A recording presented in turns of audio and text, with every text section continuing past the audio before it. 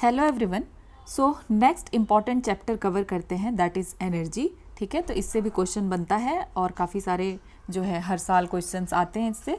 तो ठीक है, स्टार्ट करते हैं। सो अब समझते हैं एनर्जी में कन्वेंशनल एंड ऑल्टरनेटिव सारे देख लेते हैं। तो नॉन रिन्यूएबल, ठीक है, मतलब क्या है, कन्वेंशनल एनर्जी सोर्सेस। ठीक है, तो मीनिंग क्या है इसका कि एनर्जी सोर्सेज जिसको कि रिप्लेनिस्ड नहीं किया जा सकता है जल्दी इन ए शॉर्ट टाइम। मतलब क्या है कि ये जल्दी से फिर से स्टोर नहीं किया जा सकता है, मतलब ये ख़त्म होगा, ये इनफाइनाइट नहीं है, इसका लिमिट है। ठीक है, और इसको बनने में फिर ना मिलियंस ऑफ ईयर लगता है, फाइनाइट इन नेचर। तो इसको हम कहते हैं नॉन रिन्यूएबल, कि जल्दी रिन्यू नहीं हो सकता है, और ये कन्वेंशनल कहते हैं इसको। ठीक है, कन्वेंशनल एनर्जी रिसोर्सेज। एग्जाम्पल जैसे कि कोल है, ठीक है, इसको बनने में बहुत टाइम लगता है। Petroleum, natural gas, asphalt, bio asphalt या LPG, PNG, CNG, LNG, sweet gas, sour gas, ये सब कुछ एग्जाम्पल्स हैं। ठीक है, देन कोल के बारे में समझते हैं जो कि सबसे इम्पॉर्टेंट है। तो ये क्या है, ये सॉलिड फॉसिल फ्यूल है। कोल तो आप सभी ने देखा होगा। तो ये कैसे बनता है, तो ये बनता है एंशियंट प्लांट मैटर से। तो कोल प्लांट के मैटर से बनता है। जब ये आ जाता है हीट और प्रेशर के अंदर, ठीक है, जब इस पर बहुत ज़्यादा हीट लगता है, प्रेशर लगता है, मिलियंस ऑफ ईयर, तब जा कर के कोल बनता है। तो यूज़ क्या है कोल का, एक सबसे पहला इलेक्ट्रिसिटी जनरेशन। ठीक है, थर्मल पावर प्लांट्स में इसका सबसे ज़्यादा यूज़ है। इंडस्ट्रियल फ्यूल है ये, आयरन, स्टील या सीमेंट, इन सारे इंडस्ट्रीज़ में भी यूज़ होता है इसका। तो इंडस्ट्रियल फ्यूल है ये, और इलेक्ट्रिसिटी जनरेशन। इम्पॉर्टेंस अगर देखें तो अभी भी 74% इलेक्ट्रिसिटी जनरेशन जो है कोल से हो रहा है। कितना, 74% जनरेशन। और जो 55% टोटल एनर्जी नीड है, जो हमारा इंडिया को एनर्जी नीड है, अभी भी 55% कोल से ही हो रहा है। और इलेक्ट्रिसिटी में तो हम अभी भी 74% कोल पे डिपेंडेंट है। अब कोल के टाइप्स देख लेते हैं। ठीक है, सो ABLP आप एक ऐसे याद रख सकते हैं, याद रखने के लिए। तो कार्बन कंटेंट के अकॉर्डिंग अगर देखें तो एंथ्रासाइट, इसमें कितना कार्बन कंटेंट है, तो 86 to 97% कार्बन है। और इसको एंथ्रासाइट को बेस्ट क्वालिटी कोल कहा जाता है। ये हार्ड होता है, शाइनी, और इसमें हाई हीट लगता है और लेस स्मोक। ठीक है, हाई हीट लगता है नहीं, हाई हीट प्रोवाइड करता है और लेस स्मोक, और स्मोक काफ़ी कम होता है। देन बिटुमिनस, ठीक है, इसमें जो है 69 to 86% कार्बन होता है, और ये सबसे ज़्यादा कॉमनली यूज़ किया जाता है। इसका यूज़ किया जाता है पावर प्लांट और इंडस्ट्रीज़ में, यही सबसे ज़्यादा यूज़ हो रहा है बिटुमिनस का। देन लिग्नाइट, 60 to 70% कार्बन होता है। ये लो ग्रेड कोल है और इसमें मॉइस्चर ज़्यादा है। ठीक है, तो जैसे जैसे अगर कोल की क्वालिटी ख़राब हो रही है, तो इसका मतलब इसमें मॉइस्चर ज़्यादा है और हीट कम प्रोवाइड करेगा। ठीक है, और इसको यूज़ कहाँ किया जाता है, नियर माइनिंग एरियाज। देन पीट, इसमें 50 to 60% कार्बन है, और जब कोल बनता है तो सबसे पहले पीट ही बनता है। और ये सबसे लीस्ट इफिशिएंट फ्यूल है, यह ज़्यादा इफिशिएंट नहीं है। तो याद रखना है ABLP सबसे अच्छा क्या है, एंथ्रासाइट, B से बिटुमिनस, देन L से लिग्नाइट, देन P से पीट। ठीक है, ABLP। तो ऐसे याद रख सकते हैं हम इसकी क्वालिटी को। ठीक है, ABLP। देन ये अब हमने कुछ चीज़ें देखी। अब मूव करते हैं कोक। कोक क्या है, अच्छा, कार्बन कंटेंट भी आप एक बार याद रख सकते हैं। एंथ्रासाइट में 86 to 97% है, बिटुमिनस में 69 to 86% है, लिग्नाइट में 60 to 70% है, और पीट में 50 to 60% है। ठीक है, क्योंकि ये हमारा सबसे ज़्यादा कोल यूज़ होता है, तो आपको तो बेसिक नॉलेज इन सारी चीज़ों का होना भी चाहिए, और क्वेश्चन भी बनता है। सो कोक क्या है, तो ये टफ पोरस ब्लैक सब्सटेंस होता है। ये ऑलमोस्ट प्योर कार्बन होता है कोक। फॉर्मेशन अगर देखें आखिर कोक बनेगा कैसे, तो हीट जब किया जाएगा कोल को in the absence of oxygen, मतलब ऑक्सीजन के प्रेजेंस में नहीं, ऑक्सीजन नहीं होना चाहिए, और हीट किया जाएगा बहुत ज़्यादा कोल को। ठीक है, तब जाकर के बनता है कोक। और इस प्रोसेस को कहते हैं कोकिंग या डिस्ट्रक्टिव डिस्टिलेशन। क्या कहते हैं, डिस्ट्रक्टिव डिस्टिलेशन। और इसका यूज़ कहाँ किया जाता है, स्टील के मैन्युफैक्चर में या एक्सट्रैक्शन करने में मेटल का। देन फ्लाई ऐश पूछा जा चुका है, तो ये फाइन पाउडर रेसिड्यू है, और ये प्रोड्यूस्ड होता है कहाँ, प्रोड्यूस्ड होता है ये coal based thermal power plant में। यूजेस अगर देखें तो यूज़ कहाँ है, फ्लाई ऐश ब्रिक बनाने में यूज़ है इसका, और जो है पार्शियली इसको रिप्लेस किया जा सकता है। ठीक है, और पोर्टलैंड सीमेंट इन कंक्रीट। ठीक है, तो पोर्टलैंड सीमेंट में मिला के इसका यूज़ किया जा सकता है। इको फ्रेंडली कंस्ट्रक्शन मटेरियल है ये, ठीक है।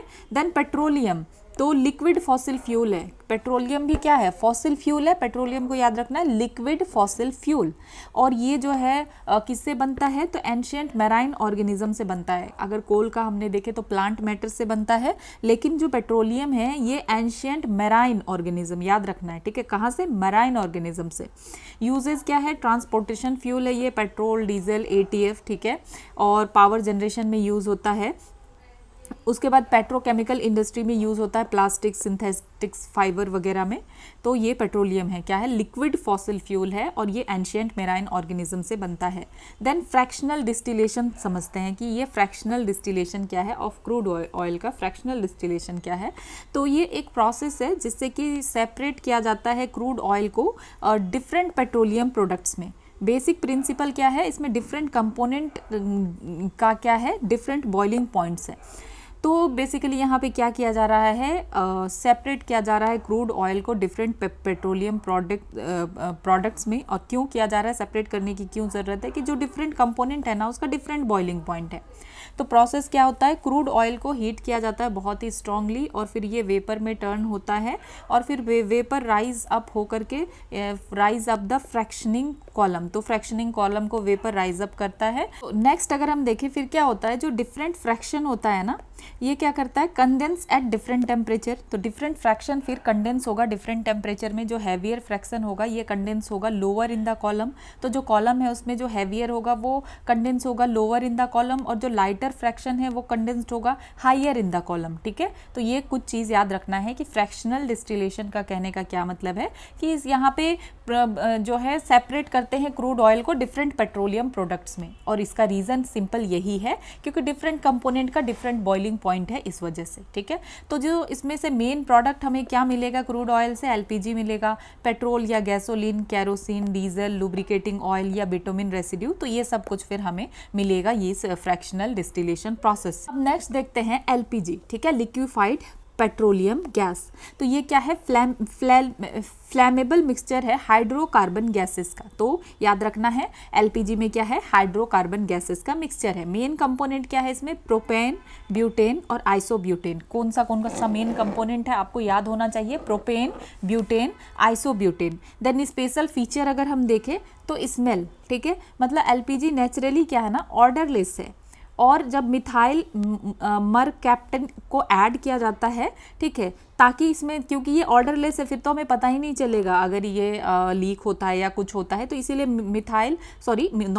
इथाइल मरकैप्टन को ऐड किया जाता है, और फिर ये हेल्प करता है easy detection of gas leakages के केस में, ठीक है। तो ये याद रखना है एलपीजी नेचुरली ऑर्डरलेस है, और इसमें इथाइल मरकैप्टन को ऐड किया जाता है ताकि जो भी अगर गैस लीकेजेस हो तो हमें पता चल सके। यूज़ कहाँ पे है इसका? तो डोमेस्टिक कुकिंग फ्यूल में यूज़ है, इंडस्ट्रियल फ्यूल में यूज़ है। देन देखते हैं सीएनजी। सीएनजी क्या है? कंप्रेस्ड नेचुरल गैस, ठीक है। तो इसमें क्या नेचुरल गैस है, और मेनली क्या है इसमें? मीथेन है, और इसको स्टोर किया जाता है हाई प्रेशर में। याद रखना है आपको कि इसको स्टोर किया जाता है हाई प्रेशर में, और ये नेचुरल गैस है, ये मेनली मीथेन है। तो अब सीएनजी इंपॉर्टेंट क्यों है? क्योंकि ये क्लीनर फ्यूल है, पेट्रोल और डीजल से क्लीनर फ्यूल है, और एयर पॉल्यूशन कम करेगा। तो ये जो है इसका यूजेस क्या है? Fuel for vehicles. तो व्हीकल्स के लिए ये फ्यूल है, अर्बन पब्लिक ट्रांसपोर्ट में इसका यूज़ होता है। देन स्वीट गैस और सावर गैस, ठीक है। तो स्वीट और सावर गैस हम क्यों कहते हैं? क्लासिफिकेशन, इसका क्लासिफिकेशन के पीछे बेसिस क्या है? तो हाइड्रोजन सल्फाइड के प्रेजेंस के अकॉर्डिंग हम स्वीट और सावर कहते हैं। तो स्वीट गैस में क्या होता है कि वेरी लो और नो हाइड्रोजन सल्फाइड। तो जो स्वीट गैस है ना, उसमें हाइड्रोजन सल्फाइड नहीं होता है, ये लेस कोरोसिव होता है, और इसको जो है हैंडल करना ईजी है, सेफ है। देन सावर गैस क्या है कि इसमें हाइड्रोजन सल्फाइड का कंटेंट बहुत ज़्यादा होता है, ये टॉक्सिक और कोरोसिव होता है, और इसके लिए ट्रीटमेंट चाहिए बिफोर यूज़। तो याद रखना है जो स्वीट गैस है ये लो और नो हाइड्रोजन सल्फाइड, और सावर गैस में हाई हाइड्रोजन सल्फाइड। तो ये बेसिकली हम डिसाइड किसके लिए कैसे करते हैं कि हाइड्रोजन सल्फाइड के प्रेजेंस के अकॉर्डिंग। अब नेक्स्ट देख लेते हैं non fossil fuel installed capacity in India, ठीक है, गीगावाट में कितना है। तो सोलर पावर जो है 116.24 गीगावाट है। देन विंड पावर जो है 51.67 गीगावाट है। हाइड्रो से 49.62 गीगावाट है, ठीक है। Then bio power 11.59 gigawatt, nuclear से 8.78 gigawatt and small hydro power से 5.10 गीगावाट। तो सबसे ज़्यादा हमें कहाँ से मिल रहा है, non renewable non fossil fuel install capacity अगर देखें तो सबसे ज़्यादा हमारे पास एनर्जी हमें कहाँ से प्रोवाइड हो रहा है, 116.24 गीगावाट सोलर पावर है अपने पास। देन विंड पावर है 51 गीगावाट, याद रखना है। देन हाइड्रो से 49 है, ठीक है। तो solar, wind, hydro, then bio, then nuclear, then small hydro power, ठीक है। अब देखते हैं नेक्स्ट इंपॉर्टेंट चीज, फ्लू गैस डीसल्फराइजेशन, ठीक है, पॉल्यूशन टू प्रोडक्ट। तो ये क्या है, फ्लू गैस डीसल्फराइजेशन एक पॉल्यूशन कंट्रोल टेक्नोलॉजी है जिसको कि यूज़ किया जाता है coal based thermal power plant में, और ये क्या करता है, रिमूव कर देता है sulphur dioxide from flue gases से, ठीक है। तो ये है फ्लू गैस डीसल्फराइजेशन। तो ये क्या किया जा रहा है, पॉल्यूशन को कंट्रोल करने के लिए है ये। Then wet flue gas desulphurisation process अगर देखें तो सबसे ज़्यादा कॉमन है। तो यहाँ पे क्या होता है कि जो फ्लू गैस होता है उसको पास किया जाता है लाइमस्टोन स्लरी से, ठीक है। फिर SO2 रिएक्ट करता है लाइमस्टोन के साथ और जिप्सम बना देता है, ठीक है। तो ये याद रखना है कि पॉल्यूशन से प्रोडक्ट बन गया, जिप्सम बन गया। तो इसको जो है पॉल्यूशन टू प्रोडक्ट क्यों कहते हैं कि जो SO2 क्या हो गया, सल्फर डाइऑक्साइड तो टॉक्सिक गैस हुआ, फिर उसको यूजफुल सॉलिड जब हम बना सकते हैं तो ये क्या बन जाता है, जिप्सम बन जाता है। और जिप्सम का यूज सीमेंट इंडस्ट्री में, plaster of Paris, wall boards, ये सब में किया जाता है। तो सिग्निफिकेंस क्या है, एक तो ये एयर पॉल्यूशन और एसिड रेन को कम करेगा, सर्कुलर इकोनॉमी को प्रमोट करता है और कन्वर्ट करता है वेस्ट को मार्केटेबल मटीरियल में। Then renewable non conventional energy sources देखते हैं, ठीक है, जिसको रिन्यू किया जा सकता है और नॉन कन्वेंशनल एनर्जी सोर्स है। तो ये ऐसे एनर्जी सोर्स है जो कि नेचुरली रिप्लेनिस्ड हो सकता है और ये नॉन फाइनाइट है, ठीक है। जैसे कि कोल देख रहे हैं और पेट्रोलियम, ये सब का लिमिट है, तो ये नॉन फाइनाइट है और इन्वायरमेंटल फ्रेंडली और सस्टेनेबल है ये। तो मेजर अगर टाइप्स इसमें देखें तो सोलर एनर्जी आता है, wind energy, hydro power, geothermal energy, ocean energy, ठीक है, ओशियन में टाइडल या OTEC मतलब ocean thermal energy conversion, then biomass energy, biomass या बायो एनर्जी, वेव एनर्जी, ये सब है। तो सोलर एनर्जी का क्या मतलब है कि सन के एनर्जी को हार्नेस करके कन्वर्ट करना इलेक्ट्रिसिटी और हीट में, ठीक है। तो फोटोवोल्टिक सिस्टम इसको पूछा जा चुका है 2014 में। तो ये क्या करता है, सनलाइट को डायरेक्टली कन्वर्ट करता है इलेक्ट्रिसिटी में, ठीक है। और यूज़ सोलर सेल्स का यूज़ करता है। मटेरियल क्या यूज़ होता है, तो इसमें मेनली यूज़ होता है सेमीकंडक्टर, जो कि मेनली क्या है, सिलिकॉन है।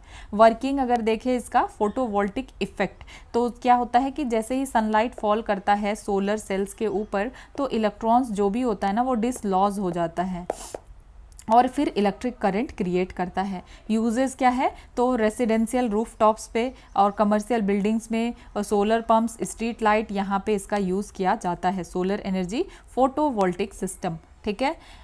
अब देखते हैं कंसंट्रेटेड सोलर पावर। तो इसका यूज़ किया जाता है मिरर्स और लेंसेस में। तो होता क्या है कि concentrate sunlight on A small area, के एक स्मॉल एरिया में ही सनलाइट को कंसंट्रेट कर रहे हैं। वर्किंग क्या है, कंसंट्रेटेड सनलाइट जो है ना, फिर ये क्या करता है, प्रोड्यूस करता है हीट, और हीट ड्राइव्स अ टरबाइन और इंजन, और इससे फिर इलेक्ट्रिसिटी जनरेट होता है। तो ये भी एक प्रोसेस है कंसंट्रेटेड सोलर पावर, ठीक। सो अब नेक्स्ट देखते हैं solar PV versus solar thermal panel, ठीक है। तो सोलर PV पैनल्स क्या है, ये कन्वर्ट करता है सनलाइट को डायरेक्टली इनटू इलेक्ट्रिसिटी, ठीक है, और ये पावर जनरेशन के लिए यूजफुल है। और जो सोलर थर्मल पैनल है ये क्या करता है, absorb sunlight to heat a fluid, ठीक है। तो ये क्या करता है, एब्जॉर्ब करता है सनलाइट को टू हीट अ फ्लूइड। और यूजफुल किसके लिए है, ये किसके लिए यूज किया जाता है, हॉट वाटर स्पेस हीटिंग के लिए, ठीक है। तो ये क्या करता है, सनलाइट को एब्जॉर्ब करता है फ्लूइड को हीट करने के लिए। देन सोलर वाटर पंप, ये पूछा जा चुका है 2020 में। तो ये पंप सिस्टम जो है powered by PV panels. Type अगर देखें तो सबमर्सिबल पंप है, सरफेस पंप है, DC पंप है, AC पंप है। पंप का मैकेनिज्म अगर देखें तो सेंट्रीफ्यूगल जो है पंप्स है और पिस्टन पंप्स है। पंप किस तरीके से काम करता है, एक तो पिस्टन की तरीके से और एक सेंट्रीफ्यूगल पंप्स है। अब नेक्स्ट देखते हैं सोलर रूफटॉप सिस्टम। ठीक है, तो यहाँ क्या होता है कि सोलर पैनल को इंस्टॉल किया जाता है ऑन बिल्डिंग रूफटॉप्स। फीचर क्या है, ये जनरेट करता है electricity for on site use, और जो एक्सेस पावर होता है वो ग्रिड में चला जाता है। ठीक है, नेट मीटरिंग मतलब क्या है कि जो भी आपका एक्सेस पावर है आपने यूज़ नहीं किया तो वो आपके जो है एक्स्ट्रा ग्रिड में चला जाता है, और इससे आपको क्रेडिट मिलेगा कि फ्यूचर आपका बिलिंग जो है कम होगा। तो इससे ओवरऑल आपका बेनिफिट है कि जितना आपने एक्सेस पावर जनरेट किया उससे कम आपने यूज़ किया। देन सोलर पार्क्स, तो large scale solar power installations यहाँ पे होता है, और इसको स्टेट और प्राइवेट प्लेयर्स के द्वारा डेवलप किया जा सकता है। अब देखते हैं इंडिया का कैपेसिटी और ग्रोथ। तो टारगेट अगर देखें तो कितना है हमारा, 500 गीगावाट रिन्यूएबल एनर्जी बाय 2030। ठीक है कि 500 गीगावाट हम करना चाहते हैं 2030 तक, और हमारा जो इंस्टॉल्ड सोलर कैपेसिटी अभी कितना है, 94.17 गीगावाट है। ठीक है, 2024 तक। तो जो है ये याद रखना है कि अभी हमारा 94 ही है और हम 500 गीगावाट तक करना चाहते हैं। और सोलर कैपेसिटी लेकिन हमारा 30 टाइम्स जो है इंक्रीज हुआ है लास्ट 9 ईयर में। और जोग्राफिकल स्प्रेड देखें तो राजस्थान, गुजरात, कर्नाटका, तमिलनाडु, आंध्र प्रदेश और मध्य प्रदेश में अच्छा खासा स्प्रेड देखने के लिए मिलता है। ठीक है, अब देखते हैं कि कहाँ पे कितना सोलर कैपेसिटी या प्रोमिनेंट सोलर पार्क है। तो राजस्थान में कितना सोलर कैपेसिटी है, 23 गीगावाट का भदला सोलर पार्क।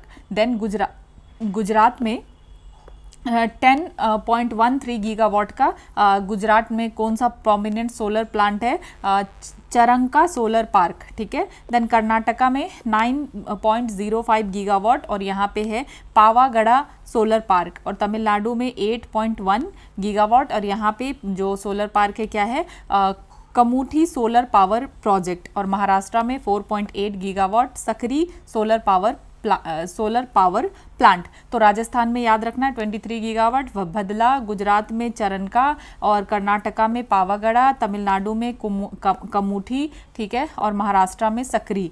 और सबसे ज़्यादा कहाँ है, राजस्थान में, और सबसे कम अभी तक 4.8 गीगावाट महाराष्ट्र में। देन अभी इंटरनेशनल सोलर अलायंस मतलब इन पांचों में कम। ओके, ये याद रखना है कि सबसे ज़्यादा तो अभी हमें इन्हीं पांचों में देखने के लिए मिल रहा है। तो इसमें भी सबसे ज़्यादा किसमें है, राजस्थान में है, फिर गुजरात में, फिर कर्नाटका, तमिलनाडु और महाराष्ट्र। ये हम टॉप 5 कह सकते हैं। ओके, देन रैंक के अकॉर्डिंग हमने देखा। अब हम देखते हैं इंटरनेशनल सोलर अलायंस को। तो ये क्या है, ग्लोबल अलायंस है जो कि प्रमोट करता है सोलर एनर्जी को, स्पेशली सन रिच कंट्रीज़ में। तो जो सन रिच कंट्रीज़ है वहाँ पे जो है प्रमोट करता है कि सोलर एनर्जी का हम बेनिफिट उठा सकते हैं ना। जो सन रिच कंट्री है तो वहाँ पे सोलर एनर्जी का बेनिफिट उठाना आसान है। लॉन्च एंड इनिशिएशन देखें तो लॉन्च किया गया था इंडिया के द्वारा 2015 में। जॉइंट इनिशिएटिव है ये फ्रांस के साथ, और कॉन्सेप्चुलाइज इसको किया गया COP21 में 2015 में। ठीक है, पेरिस में। हेडक्वार्टर इसका कहाँ है, इंटरनेशनल सोलर अलायंस का गुरुग्राम में है, इंडिया में। पर्पस क्या है कि मोबिलाइज इन्वेस्टमेंट्स इन सोलर, कि ज़्यादा से ज़्यादा इन्वेस्टमेंट किया जा सके किसमें, सोलर में, और facilitate technology transfer, lower cost of solar power globally. ठीक है, तो हम क्या करें कि जो सोलर पावर का कॉस्ट हम कम से कम कर सके, और टेक्नोलॉजी ट्रांसफ़र ज़्यादा से ज़्यादा हो सके, फैसिलिटेट कर सके, और इन्वेस्टमेंट सोलर एरियाज़ में ज़्यादा हो सके। देन विंड एनर्जी, तो यहाँ पे क्या होता है कि generating energy by converting kinetic energy of wind. तो जो काइनेटिक एनर्जी है विंड का, तो उसको कन्वर्ट करके इलेक्ट्रिसिटी को जनरेट करना। ठीक है, और कैसे किया जाता है, तो विंड टर्बाइंस के द्वारा किया जाता है। इंस्टॉल्ड कैपेसिटी और ग्रोथ अगर देखें तो इंडिया का विंड कैपेसिटी अभी तक कितना है, 51.67 गीगावाट इंस्टॉल्ड किया गया है। ठीक है, 2025 तक इतना हमारे पास विंड कैपेसिटी है। जोग्राफिकल स्प्रेड अगर देखें तो टॉप विंड एनर्जी स्टेट्स अगर हम देखें तो तमिलनाडु, ठीक है, यहाँ पे हाई विंड पोटेंशियल है, फिर गुजरात, फिर महाराष्ट्र, फिर कर्नाटका। तो ये कुछ जो है टॉप विंड एनर्जी स्टेट्स है। देन विंड पार्क्स का एग्जांपल अगर देखें तो जैसलमेर विंड पार्क जो है यहाँ पे कितना है, तो 1064 मेगावाट का कैपेसिटी है। और मुपंडल विंड फार्म जो है यहाँ पे कितना है, 1500 मेगावाट कैपेसिटी है। ठीक है, तो ये सब इंडिया का कुछ मेजर विंड इंस्टॉलेशंस है। यहाँ पे हमने सोलर के इसमें देखा कि राजस्थान, गुजरात, कर्नाटका, तमिलनाडु एंड महाराष्ट्र। और यहाँ पे अगर हम देखें विंड एनर्जी में, तो यहाँ पे तमिलनाडु, गुजरात, महाराष्ट्र, कर्नाटका, जिसमें कि तमिलनाडु में सबसे हाई विंड पोटेंशियल है। ठीक है, और कुछ मेजर हमने देख लिया, जैसलमेर और मोपंडल विंड फार्म। देन अब देखते हैं बैटरी एनर्जी स्टोरेज सिस्टम, ये क्या है, BESS। तो ये ऐसा टेक्नोलॉजी है जो कि क्या करता है, स्टोर करता है इलेक्ट्रिसिटी को ताकि इसका बाद में यूज़ किया जा सके, और ये इम्पॉर्टेंट है फॉर रिन्यूएबल्स के लिए, ठीक है। जो भी रिन्यूएबल है इसमें ही इम्पॉर्टेंट है कि सोलर और विंड क्या है, ये इंटरमिटेंट है, ठीक है, वेरिएबल सप्लाई है। तो BESS क्या करेगा, एक एक्ट करेगा ग्रिड टाइम मशीन की तरह, ठीक है। तो ये वर्क कैसे करेगा कि ये जो भी सरप्लस होगा ना उसको एब्जॉर्ब कर लेगा, कि जब डिमांड से ज़्यादा जनरेट हो रहा है तब ये सरप्लस को एब्जॉर्ब कर लेगा और इसको स्टोर करेगा इलेक्ट्रिसिटी को बैटरीज में, और फिर बाद में रिलीज़ करेगा कि जब डिमांड ज़्यादा होगा और जनरेशन कम होगा तो उस टाइम पे ये रिलीज़ करेगा, ठीक है। ऐसा क्यों है, क्योंकि हम देख चुके हैं कि सोलर और विंड क्या है, ये इंटरमिटेंट है, वेरिएबल सप्लाई है। तो इस वजह से एक ये ग्रिड और टाइम मशीन की तरह काम करेगा कि जब डिमांड ज़्यादा है और जनरेशन टाइम पे नहीं हो पा रहा है तब ये यूजफुल होगा, ठीक है। बेनिफिट क्या है कि enables round the clock power from renewables, कि हमें हमेशा ही एनर्जी मिल पाएगा।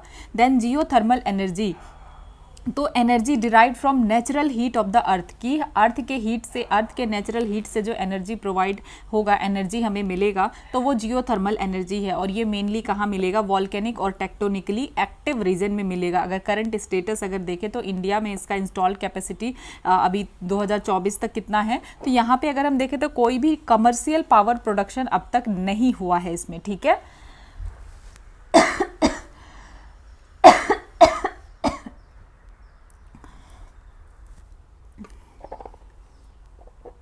सॉरी, अब देखते हैं एक्सप्लोरेशन साइट्स जो है क्या क्या है। तो पूगा वैली लद्दाख में ये मोस्ट प्रोमिसिंग है, और अरुणाचल प्रदेश में एक्सप्लोरेशन जो है अभी ऑनगोइंग हो रहा है, तो पूगा वैली लद्दाख में।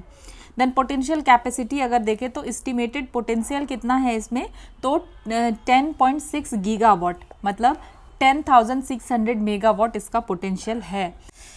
सो अब नेक्स्ट देख लेते हैं जियोथर्मल मैप ऑफ इंडिया, ठीक है। तो यहाँ पे आपको जो है नॉर्थ वेस्ट हिमालय में देखने मिलेगा, लद्दाख में पूगा वैली, मणिकरण हिमाचल में, ठीक है।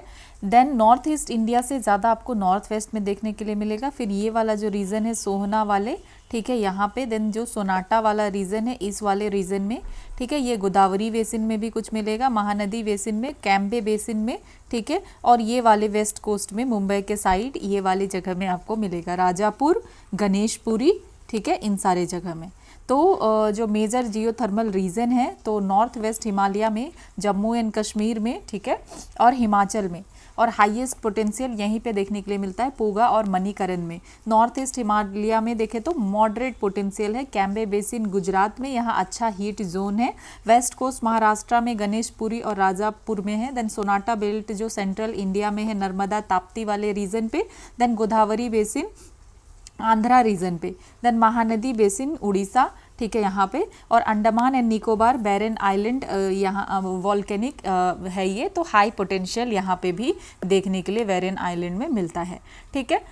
तो ये नंबर क्या इंडिकेट कर रहा है, ये हीट फ्लो को इंडिकेट कर रहा है, मतलब अगर हीट फ्लो ज़्यादा है, हाइयर है, तो ज़्यादा जियोथर्मल एनर्जी है।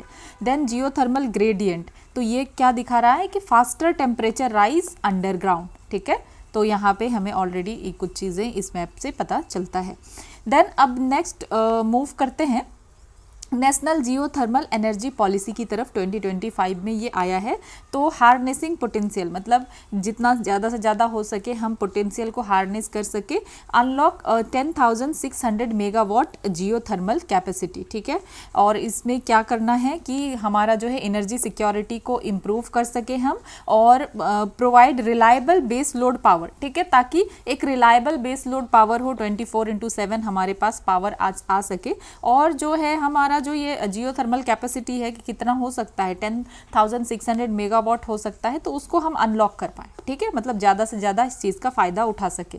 देन जॉइंट वेंचर है ये, पार्टनरशिप किसके किसके बीच है, geothermal developers, oil and gas companies और मिनरल एक्सप्लोरेशन फर्म्स के बीच में। देन फिस्कल इंसेंटिव्स भी मिलेगा, टैक्स हॉलीडेज या एक्सीलरेटेड डेप्रिसिएशन वगैरह, इंपोर्ट ड्यूटी में एग्जेम्पशन मिलेगा, कंसेशनल लैंड लीज वगैरह, ठीक है, और viability gap funding, green bonds, तो ये सब कुछ क्यों दिया जा रहा है, ये सब फिजिकल इंसेंटिव्स आखिर क्यों दिया जा रहा है, ताकि ज़्यादा से ज़्यादा लोग आके इसमें इन्वेस्ट करें और ये पोटेंशियल को हम हार्नेस कर पाए, ठीक है। देन FDI पॉलिसी, मतलब 100% यहाँ पे FDI अलाउड है, कंसेशनल लोन्स और मल्टी जो है लेटरल फंडिंग को इनकरेज किया जा रहा है। देन प्रोजेक्ट टेन्योर अगर देखें तो 30 ईयर्स का प्रोजेक्ट टेन्योर है और एक्सटेंशन और भी ज़्यादा पॉसिबल है रिसोर्स अवेलेबिलिटी के बेस पे, ठीक है। तो ये हम देख चुके हैं, जियोथर्मल के जो भी है एनर्जी पोटेंशियल को हम बढ़ाना चाह रहे हैं। देन हाइड्रो पावर, ठीक है। तो हाइड्रो पावर का क्या मतलब है कि यहाँ पे uses energy of flowing water, तो जो फ्लोइंग वाटर है चाहे रिवर स्ट्रीम्स का, तो उसके एनर्जी को यूज़ करके इलेक्ट्रिसिटी को जनरेट करना, ठीक है। कैसे जनरेट किया जाता है, इलेक्ट्रिसिटी जनरेट किया जाता है टर्बाइंस और जनरेटर्स का यूज़ करके। देन नेचर अगर देखें, ठीक है, तो हाइड्रो पावर क्या है कि इसमें जो है एनर्जी को यूज़ किया जाता है, जो फ्लोइंग वाटर है रिवर और स्ट्रीम्स का, उसके एनर्जी को यूज़ किया जाता है। और इलेक्ट्रिसिटी को जनरेट कैसे किया जाएगा, टर्बाइंस और जनरेटर का यूज़ करके इलेक्ट्रिसिटी को जनरेट किया जाता है, ठीक है। नेचर देखें तो रिन्यूएबल और क्लीन एनर्जी है ये, और लार्ज डैम की वजह से क्या हो सकता है, इन्वायरमेंटल और सोशल इम्पैक्ट्स हो सकता है, ठीक है। लेकिन ये जो है हाइड्रो पावर क्या है, ये रिन्यूएबल और क्लीन एनर्जी है। तो करंट कैपेसिटी अगर इंडिया का देखें तो इंस्टॉल्ड कैपेसिटी 2024 तक कितना है, तो हमारा जो है 51.99, ठीक है, गीगावाट है। और अगर हम इसको और देखें तो जो लार्ज हाइड्रो प्रोजेक्ट्स है ये 46.92 गीगावाट है, और स्मॉल हाइड्रो पावर प्रोजेक्ट कितना है, 5.07 गीगावाट है, ठीक है। तो ये हमारा कितना अभी तक का इंस्टॉल्ड कैपेसिटी 51.99 गीगावाट है। Then pumped storage hydro power, ठीक है, इसको पूछा जा चुका है 2024 में। तो एनर्जी स्टोरेज मेथड जो है using 2 reservoir at a different height, तो यहाँ पे कैसे किया जाएगा कि 2 रिजर्वायर को यूज़ किया जाएगा डिफरेंट हाइट का। वर्किंग क्या है, अगर लो डिमांड है, ठीक है, तो water pumped upward using excess electricity, मतलब क्या है कि अगर डिमांड अभी ज़्यादा नहीं है तो वाटर को पंप किया जाएगा ऊपर की तरफ, जो एक्सेस इलेक्ट्रिसिटी है उसका यूज़ करके। लेकिन अगर हाई डिमांड है तो वाटर को रिलीज़ किया जाएगा डाउनवर्ड्स थ्रू टरबाइन। तो इसीलिए यहाँ पे क्या किया जाएगा कि 2 तरीके का रिजर्वायर को यूज़ किया जाएगा डिफरेंट हाइट पे, ठीक है। एडवांटेजेस क्या है, तो यहाँ पे हम जो है लार्ज अमाउंट ऑफ एनर्जी को स्टोर कर सकते हैं, और ये सूटेबल रहेगा लॉन्ग ड्यूरेशन या सीजनल स्टोरेज के लिए। तो रिन्यूएबल एनर्जी इंटीग्रेशन को ये सपोर्ट करता है। देन ओशियन एनर्जी, तो यहाँ पे किस तरीके से एनर्जी डिराइव किया जाता है, ओशियन और सीज से। मेजर फॉर्म्स अगर देखें कौन कौन से एनर्जी को यूज़ करके, तो tidal energy, wave energy, ocean energy, ocean thermal energy conversion, ये OTEC, इन सारी चीज़ों का यूज़ करके जो है एनर्जी जो है डिराइव किया जाता है। ओशियन थर्मल एनर्जी कन्वर्जन ये क्या है, तो ये टेक्नोलॉजी है जो कि यूज़ करता है टेम्परेचर डिफरेंस को, मतलब टेम्परेचर डिफरेंस को यूज़ करके यहाँ पे एनर्जी को जनरेट किया जाता है, ठीक है। तो जो वार्म सरफेस वाटर है, कि ऊपर का जो सरफेस है, अगर ओशियन है तो यहाँ पे जो सरफेस वाटर है तो ये तो गर्म होगा, और जो डीप वाटर है, डीप में जो वाटर है ये क्या होगा, ये ठंडा होगा। तो इसको यूज़ किया जाता है, मतलब जो इसमें डिफरेंसेस है कि ये वार्म है ये कोल्ड है, इसके बीच के डिफरेंस को यूज़ करके ओशियन थर्मल एनर्जी कन्वर्जन का यूज़ करके क्या किया जाता है, एनर्जी जनरेट किया जाता है। बेसिक प्रिंसिपल क्या है कि थर्मल ग्रेडियंट, यही जो डिफरेंस है ना, टेम्परेचर डिफरेंस, इसको यूज़ करके इलेक्ट्रिसिटी को जनरेट किया जाता है, ठीक है। देन देखते हैं कि ओशियन एनर्जी से अभी हमारे पास कितना है, तो India not yet realize significant commercial capacity in ocean energy. तो ओशियन एनर्जी में हमें अभी तक कमर्शियल कैपेसिटी सिग्निफिकेंट हमारे पास नहीं है। एस्टिमेटेड कितना है कि 54 गीगावाट जो है कर सकते हैं, ये थ्योरेटिकल पोटेंशियल है, ठीक है। अभी हमारे पास इतना सिग्निफिकेंट जो है नहीं, एनर्जी कैपेसिटी नहीं है, हमने अभी तक इतना जनरेट नहीं किया है ओशियन एनर्जी से। तो इसमें क्या क्या इंक्लूड होता है, टाइडल एनर्जी और वेव एनर्जी इंक्लूड होता है। तो कहाँ कहाँ जो है इसका इस्तेमाल किया जा सकता है, कहाँ इसका पोटेंशियल है, तो गल्फ ऑफ कच्छ और गल्फ ऑफ कैम्बे में इसका जो है टाइडल एनर्जी साइट्स है। वेव एनर्जी एंड OTEC देखें तो इंडिया का क्या है, लॉन्ग कोस्ट लाइन है, तो ये मल्टीपल सूटेबल लोकेशन प्रोवाइड करता है। और टाइडल एनर्जी का सोर्स हमें gulf of Kutch, gulf of Cambay में ज़्यादा देखने के लिए मिलता है। देन देख लेते हैं कि गैस हाइड्रेट्स क्या है, 2019 में पूछा जा चुका है। तो गैस हाइड्रेट्स ये क्रिस्टलीन आइस लाइक कंपाउंड होता है, ठीक है। इसमें होता क्या है, जो वाटर मॉलिक्यूल्स होता है form cages that trap gas molecule. तो होता क्या है, जो वाटर मॉलिक्यूल है तो वो एक तरीके से केज बनाता है, ठीक है, जाल की तरह, और वो फिर क्या करता है, ट्रैप कर लेता है गैस मॉलिक्यूल को, ठीक है। तो इसमें मेन गैस क्या प्रेजेंट रहता है, गैस हाइड्रेट्स में मीथेन प्रेजेंट रहता है सबसे मोस्ट कॉमन, और इथेन, प्रोपेन और कार्बन डाइऑक्साइड भी प्रेजेंट रहता है, लेकिन मेन इसमें जो है मीथेन प्रेजेंट रहता है। फॉर्मेशन अगर देखें तो इसमें क्या क्या कंडीशन चाहिए ये फॉर्म होने के लिए, तो लो टेम्परेचर होना चाहिए, ठीक है, क्या होना चाहिए, लो टेम्परेचर और हाई प्रेशर, ठीक है, low temperature high pressure gas hydrates. याद रखना है कि ये है क्या, तो ice like crystalline ice like compound है, और ये क्या करता है कि जो वाटर मॉलिक्यूल होता है इसमें ये केज की तरह, जाल की तरह बनाता है ट्रैप करने के लिए, और फिर ये ट्रैप कर लेता है गैस मॉलिक्यूल्स को, ठीक है, ये है। तो ये बनता कैसे, हमने देखा कि कंडीशन क्या चाहिए, तो लो टेम्परेचर चाहिए और हाई प्रेशर चाहिए। अब ये बनता कैसे है, तो water molecule cage like structure बनाता है और गैस मॉलिक्यूल फिर इसमें जो है ट्रैप हो जाता है, ठीक है। जो वाटर मॉलिक्यूल है वो केज बनाया और गैस ट्रैप हो गया। लोकेशन अगर देखें तो कहाँ होगा ये, मैराइन इन्वायरमेंट में, deep sea sediment along continental margin यहाँ देखने के लिए मिलेगा। टेरेस्ट्रियल इन्वायरमेंट में परमाफ्रॉस्ट रीजन में होगा, और मेजर शेयर अगर देखें तो मोस्टली ये डीप ओशन में मिलता है, क्योंकि यही फेवरेबल कंडीशन है।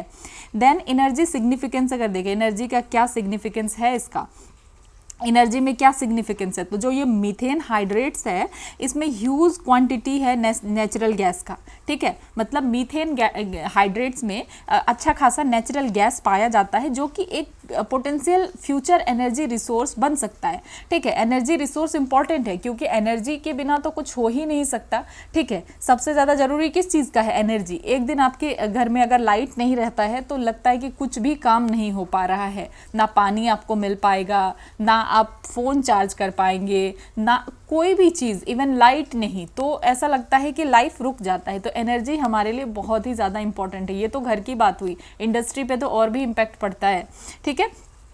तो कंसर्न क्या है कि एक्सट्रैक्शन जो है इसमें मीथेन हाइड्रेट्स में अभी ये प्रॉब्लम क्या आ रहा है कि इसको निकालना, एक्सट्रैक्ट करना, क्योंकि हमने देखा ये मोस्टली कहाँ मिलता है, डीप ओशन में मिलता है। तो डीप ओशन से किसी चीज़ को निकालना, एक्सट्रैक्ट करना, ये टेक्नोलॉजिकली चैलेंजिंग होता है।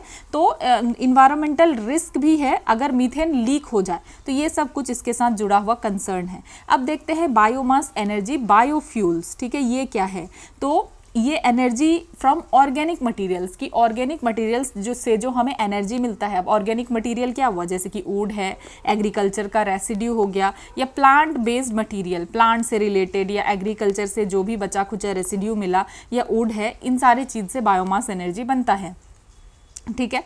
देन ये रिन्यूएबल क्यों है, ठीक है, तो इसको जो है शॉर्ट टाइम में रिप्लेनिश्ड किया जा सकता है, ये फिर से इजीली बन सकता है, ठीक है। जैसे कि फॉसिल फ्यूल है, इसमें काफ़ी लंबा टाइम लगता है, ठीक है, तो इसीलिए वो नॉन रिन्यूएबल है ना, कि वो रिन्यू नहीं हो सकता जल्दी, और ये रिन्यू हो सकता है। देन कन्वर्जन प्रोसेस अगर देखें तो डायरेक्ट कंबशन का यूज़ होता है।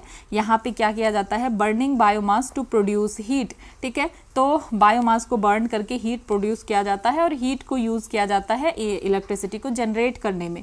देन एनारोबिक डाइजेशन, मतलब कि यहाँ पे जो ऑर्गेनिक मैटर का ब्रेक डाउन होगा, एनारोबिक जैसे ही आ गया तो समझ जाना है कि यहाँ ऑक्सीजन नहीं होगा, विदाउट ऑक्सीजन होगा, तो फिर जब ये ब्रेक डाउन होगा ऑर्गेनिक मटेरियल का, ऑर्गेनिक मैटर का, बिना ऑक्सीजन के, तो बायोगैस प्रोड्यूस होगा, ठीक है। और फिर फर्मेंटेशन, तो फर्मेंटेशन में क्या होगा कि ये बायोमास को कन्वर्ट करेगा, कैसे convert biomass into ethanol, ethanol में कन्वर्ट कर देगा, और इथेनॉल जो है ट्रांसपोर्ट फ्यूल के रूप में हम यूज़ करते हैं इथेनॉल का, ठीक है। देन एक और क्या प्रोसेस है, गैसिफिकेशन और पायरोलाइसिस, ठीक है।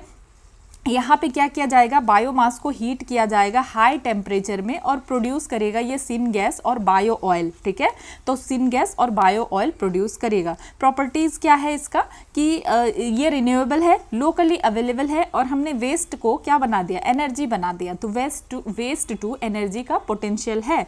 लिमिटेशन अगर देखें तो ये इमिशन कर सकता है जब इसको बर्न किया जाए, ठीक है, और सस्टेनेबल तभी हो पाएगा जब रिस्पॉन्सिबली इसको मैनेज किया जाएगा, रिस्पॉन्सिबल मैनेजमेंट होगा तभी सस्टेनेबल होगा। अब देखते हैं कि बायोमास एनर्जी सिस्टम इंडिया में कितने तरीके का है। Types of biomass energy system in India. तो बायोमास पावर प्लांट, यहाँ पे क्या किया जाता है कि ऑर्गेनिक मटेरियल को यूज करके जनरेट किया जाता है इलेक्ट्रिसिटी। इसमें यूज किस चीज का किया जाता है, फीड स्टॉक का यूज किया जाता है, ठीक है, जैसे एग्रीकल्चर रेसिड्यू, वुड हो गया या बैगेसेस हो गया। देन बायोमास को जनरेशन होता है, ठीक है, तो इसमें क्या होता है कि साइमल्टेनियस प्रोडक्शन होता है इलेक्ट्रिसिटी और हीट का बायोमास से। तो ये सबसे ज़्यादा कॉमन हमें कहाँ देखने के लिए मिलता है, शुगर मिल्स में, ठीक है। बायो को जनरेशन कहाँ देखने के लिए मिलता है, शुगर मिल्स में। यहाँ पे यूज़ किया जाता है बैगेसेस का, ठीक है। एडवांटेज क्या है, हाइयर इफिशियंसी और वेस्ट जो भी है उसका यूटिलाइजेशन हो गया। देन नेक्स्ट देखते हैं वेस्ट टू एनर्जी प्लांट्स। तो वेस्ट टू एनर्जी प्लांट्स कहने का क्या मतलब है कि जो भी म्यूनिसिपल और इंडस्ट्रियल वेस्ट है भाई, इसको हम क्या कर रहे हैं, इस वेस्ट को हम एनर्जी में बदल रहे हैं, ठीक है। म्यूनिसिपल और इंडस्ट्रियल वेस्ट को हम क्या कर रहे हैं, एनर्जी में बदल रहे हैं। सिग्निफिकेंस क्या है, waste management plus energy generation हो पाएगा और इम्पॉर्टेंट है अर्बन एरियाज के लिए, ठीक है। देन इसमें अब हम देखते हैं बायोमास गैसिफिकेशन। तो ये भी पूछा जा चुका है 2012 में। तो यहाँ पे क्या होता है कि बायोमास को कन्वर्ट किया जाता है सिन गैस में। Syn gas means producer gas. Syn gas क्या है, ये एक तरीके का सिंथेटिक गैस है, ये वर्सेटाइल है, कंबस्टाइल फ्यूल है, fuel mixture primarily composed of hydrogen and carbon monoxide. तो किस चीज़ से मिलकर के ये बना होता है, याद रखना है, हाइड्रोजन है इसमें और कार्बन मोनोऑक्साइड है, और यहाँ पे और varying amounts of carbon dioxide और मीथेन भी है। और इसको प्रोड्यूस कैसे किया जाता है, गैसिफिकेशन किया जाता है कार्बोनेसियस फीड स्टॉक्स का, जैसे कि कोल का, बायोमास का, वेस्ट का। जब गैसिफिकेशन होता है तब सिन गैस बनता है, ठीक है, और ये एक्ट करता है एज ए की इंटरमीडिएट फॉर जनरेटिंग इलेक्ट्रिसिटी। और हम जानते हैं कि सिन गैस से हम इलेक्ट्रिसिटी को जनरेट कर सकते हैं, हीट जनरेट कर सकते हैं, सिंथेटिक फ्यूल जनरेट कर सकते हैं, जैसे कि मिथेनॉल और हाइड्रोजन, ठीक है।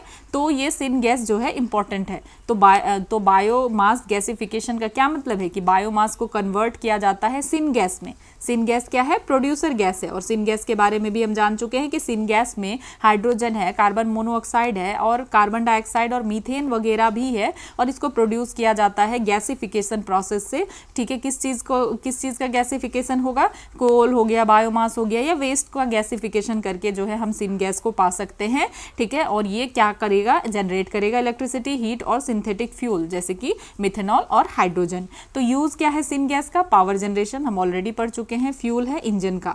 और कॉमन फीड स्टॉक इसमें क्या क्या यूज किया जा सकता है, तो कोकोनट शेल्स हो गया, ग्राउंड नट सेल्स हो गया, राइस हस्क वगैरह का यूज किया जा सकता है। अब समझते हैं बायोफ्यूल्स को कि आखिर बायोफ्यूल्स क्या है। तो फ्यूल्स यहाँ पे बायो मतलब कुछ तो लिविंग का यूज हो रहा है, बायो जब भी आप देख लीजिए तो समझ जाइए लिविंग का यूज हो रहा है। तो fuel produced from biomass, biomass से जो फ्यूल प्रोड्यूस किया जा रहा है उसको बायोफ्यूल्स कहेंगे, जैसे प्लांट, एल्गी और वेस्ट, कोई भी वेस्ट से। मेजर टाइप देखें तो क्या क्या फ्यूल जनरेट हम कर पा रहे हैं, एथेनॉल और बायोडीजल। तो एथेनॉल जो है ये सब्सटीट्यूट है किसका, पेट्रोल का, ठीक है। Ethanol is substitute of petrol and biodiesel substitute for diesel, ठीक है, याद रखना है। यूज कहाँ है, ट्रांसपोर्ट सेक्टर में डेफिनेटली, और blending with fossil fuel, fossil fuel के साथ ब्लेंड भी किया जाता है इसको। तो करंट कैपेसिटी और ग्रोथ अगर हम देखें तो हमारा बायो पावर कैपेसिटी कितना है, तो बायोमास प्लस बायोगैस एनर्जी अगर हम देखें तो हमारा लगभग 11.32 गीगावाट जो है कैपेसिटी, ठीक है, added to renewable energy mix, कितना 11.32 गीगावाट। तो कहाँ कहाँ पे हमें देखने के लिए मिलता है, जोग्राफिकल स्प्रेड अगर देखें तो वाइडली डिस्ट्रीब्यूटेड अक्रॉस इंडिया, और हाई कंसंट्रेशन स्टेट्स क्या है, तो पंजाब में, हरियाणा और उत्तर प्रदेश में। यहाँ पे क्योंकि यहाँ पे सबसे ज़्यादा क्यों होगा, क्योंकि यहाँ पे जो एग्रीकल्चर रेसिड्यू का अवेलेबिलिटी सबसे ज़्यादा है, कहाँ पे, पंजाब, हरियाणा और यूपी में। इसीलिए ऐसे तो जोग्राफिकली हर जगह ही प्रेजेंट है, हर जगह ही हम इसको कर सकते हैं, लेकिन मेनली क्योंकि यहाँ पे हाई एग्रीकल्चरल रेसिड्यू अवेलेबल है इसलिए। देन कुछ मेजर अगर प्रोजेक्ट हम देखें तो बायोमास को जनरेशन इन शुगर मिल, ये एक प्रोजेक्ट है, और waste to energy project cities में देखने के लिए मिलता है, ठीक है। अब देखते हैं ग्लोबल इथेनॉल प्रोडक्शन, ये भी पूछा जा चुका है। तो वर्ल्ड का जो लार्जेस्ट प्रोड्यूसर है, जो इथेनॉल को सबसे ज़्यादा प्रोड्यूस कर रहा है, वो है यूनाइटेड स्टेट। लगभग जो है 52% ऑफ ग्लोबल इथेनॉल प्रोड्यूस कर रहा है। कौन? US. And second largest producer है ब्राज़ील, जो कि 28% ऑफ ग्लोबल आउटपुट को ये प्रोड्यूस कर रहा है। ठीक है, अब हम अगर देखें 2024 का प्रोडक्शन डेटा, तो यूनाइटेड स्टेट लगभग कितना प्रोड्यूस कर रहा है, जो कि हमने देखा कि ये फर्स्ट है, तो ये प्रोड्यूस कर रहा है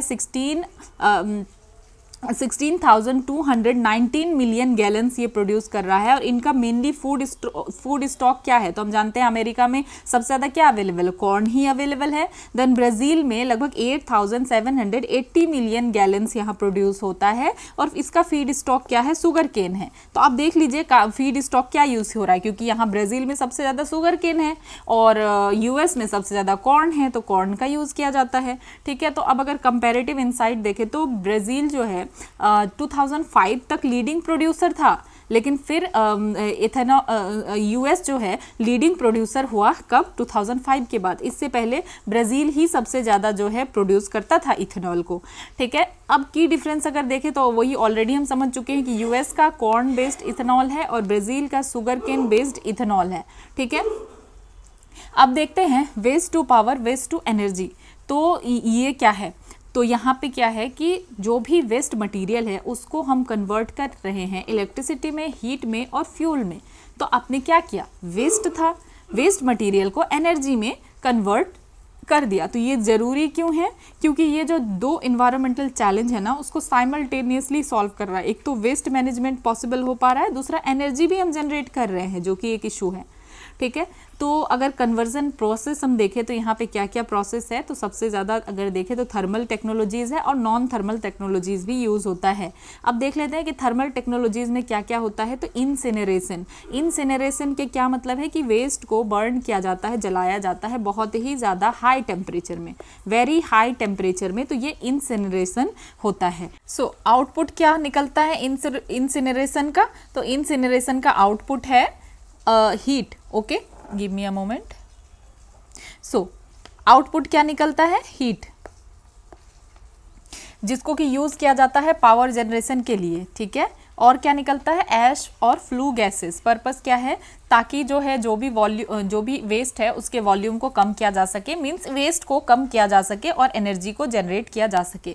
देन नेक्स्ट प्रोसेस है पायरोलाइसिस, ये पूछा जा चुका है 2019 में। तो यहाँ पे क्या किया जाता है, हीट का यूज करके डिकम्पोज किया जाता है ऑर्गेनिक मटीरियल को। ठीक है, thermal decomposition of organic material, और ये एब्सेंस ऑफ ऑक्सीजन में किया जाता है। ठीक है, कि जो भी ऑर्गेनिक मटीरियल है उसको डिकम्पोज किया जाता है हीट का यूज करके, और ये फिर प्रोड्यूस करता है चार, ठीक है, लिक्विड बायो ऑयल और सिन गैस। देन गैसिफिकेशन, इसमें क्या होता है कि ऑर्गेनिक फॉसिल मटेरियल जो है कन्वर्ट होता है सिन गैस में। ठीक है, कंडीशन क्या है, वही हाई टेम्परेचर का यूज होगा और इसमें कंट्रोल्ड अमाउंट ऑफ ऑक्सीजन होगा। ठीक है, और स्ट्रीम यूज करके सिन गैस का गैसिफिकेशन से सिन गैस बनाया जाएगा। तो कंपोजिशन क्या है, हम ऑलरेडी पढ़ चुके हैं, कार्बन मोनोऑक्साइड होगा, हाइड्रोजन होगा और कार्बन डाइऑक्साइड होगा। ठीक है, सिन गैस का यूज कहाँ है, इलेक्ट्रिसिटी जनरेशन में और इंडस्ट्रियल फ्यूल में। देन ये हमने देख लिया कि हीट का यूज करके जो है इंसिनरेशन, पायरोलाइसिस और गैसिफिकेशन। पायरोलाइसिस में एक चीज याद रखना है कि एब्सेंस ऑफ ऑक्सीजन है, गैसिफिकेशन में ऑक्सीजन होगा। ठीक है, तो पायरोलाइसिस को याद रखना है कि यहाँ एब्सेंस ऑफ ऑक्सीजन होता है। इंसिनरेशन, पायरोलाइसिस और गैसिफिकेशन, यहाँ पे हीट का यूज किया जा रहा है। देन नॉन थर्मल टेक्नोलॉजीज में एनारोबिक डाइजेशन।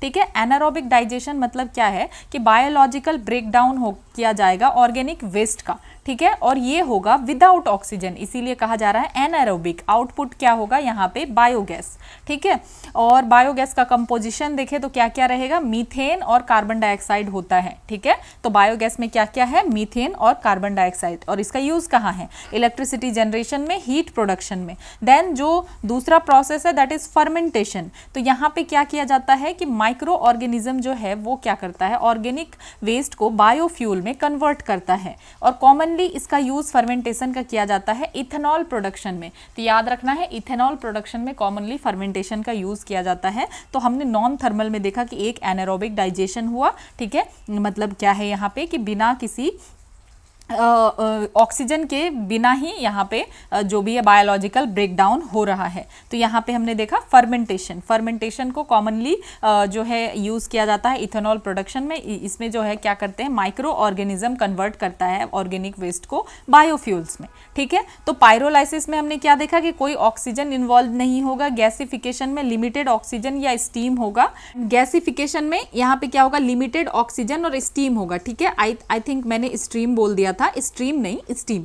ठीक है, यहाँ लिमिटेड ऑक्सीजन और स्टीम होगा। इंसिनरेशन में एक्सेस ऑक्सीजन होगा। क्या होगा, इंसिनरेशन में एक्सेस ऑक्सीजन होगा। और एनारोबिक डाइजेशन यहाँ पे ये बायोलॉजिकल है और इसमें कोई ऑक्सीजन नहीं होगा। ठीक है, तो ये कुछ चीज़ें हैं, याद रखना है। पायरोलाइसिस में नो ऑक्सीजन, गैसिफिकेशन में लिमिटेड ऑक्सीजन और स्टीम, और इंसिनरेशन में एक्सेस ऑक्सीजन, एनारोबिक डाइजेशन में मतलब नो ऑक्सीजन। ठीक है, तो यहाँ पे कुछ चीज़ हम आप देख सकते हैं कि जो है एब्सेंस ऑफ एयर और एक्सेस ऑफ एयर। ठीक है, धीरे धीरे क्या किया जा रहा है, एयर सप्लाई को बढ़ाया जा रहा है। तो सबसे पहला प्रोसेस है पायरोलाइसिस, इसमें कोई भी एयर नहीं है, ऑक्सीजन का यूज़ नहीं है। देन गैसिफिकेशन, यहाँ पे पार्शियल एयर का यूज़ है, मतलब not sufficient for full combustion के लिए सफिशिएंट नहीं है गैसिफिकेशन में। ठीक है, मतलब यहाँ पार्शियल एयर का यूज़ है। और इंसिनरेशन में एक्सेस एयर का यूज़ है, मतलब सफिशिएंट फॉर कंप्लीट कंबशन। तो इंसिनरेशन में कंप्लीट कंबशन हो पाएगा क्योंकि यहाँ पे क्या है, एक्सेस एयर है। ठीक है, तो यहाँ पे कुछ चीज़ आप समझ सकते हैं कि किस तरीके से एयर सप्लाई को इंक्रीज किया जा रहा है। नो एयर में पायरोलाइसिस, पार्शियल एयर में गैसिफिकेशन और एक्सेस एयर में इंसिनरेशन। अब समझते हैं पॉलीक्रैक टेक्नोलॉजी ये क्या है। तो ये एक advance waste to energy technology है।